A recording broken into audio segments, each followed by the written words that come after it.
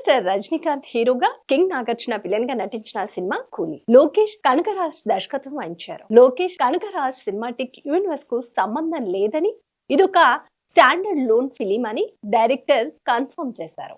మరి ఈ సినిమాలో ఏముంది? నాగార్జున రజనీకాంత్ ప్రేక్షకులను మెప్పించారా? బాక్స్ ఆఫీస్ వద్ద ఈ సినిమా హిట్ కొట్టిందా?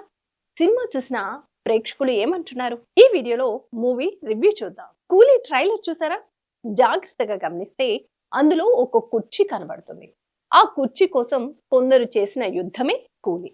ఆ కుర్చీలో ఏముంది అంటే, ఈ ప్రపంచం నుంచి ఒక మనిషిని ఎటువంటి ఆధారాలు నామరూపాలు లేకుండా మాయం చేసే శక్తి ఆ కుర్చీకి ఉంది.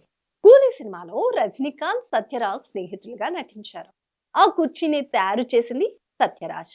దానికోసం సైమాన్ తో పాటు మరికొందరు ట్రై చేశారు. వాళ్ళెవరు, ఏమిటి, స్నేహితుడి కోసం రజనీకాంత్ ఏం చేశారు అనేది ఈ సినిమా చూసి తెలుసుకోవాలి.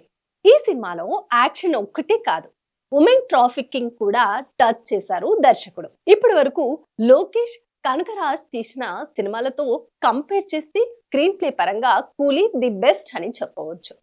స్క్రీన్ ప్లేలో భాగంగా ఒక్కొక్క ట్విస్ట్ రివీల్ అవుతుంటే ఆడియన్స్ వావ్ అంటూ ఒక సర్ప్రైజ్ ఫ్యాక్టర్ లో సినిమా చూస్తారని తెలిసింది. మైండ్ బ్లాక్ అయ్యే ఇంటర్వెల్ ట్విస్ట్ సెకండ్ హాఫ్ మీద హైప్ మరింత పెంచడం గ్యారంటీ. దర్శకుడు లోకేష్, కనగరాజ్ హీరోలకు మంచి ఎలివేషన్లు ఇస్తారు. పులిలోనూ రజనీకి మంచి సీన్లు రాశారట. అందులో ఆయన అదరగొట్టారట.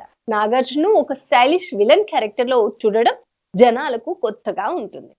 స్క్రీన్ మీద స్టైల్ గా కనిపిస్తూ సాటిల్డ్ విలనిజం చూపించారు నాగార్జున. రోలెక్స్ తరహాలో అమీర్ ఖాన్ క్యారెక్టర్ ఆకట్టుకోవడం ఖాయం. అయితే అందరికంటే మలయాళ నటుడు సౌబిన్ షహీర్ క్యారెక్టర్, ఆయన యాక్టింగ్ షాక్ ఇస్తుంది. Shruti Haasan D glamour role చేశారు.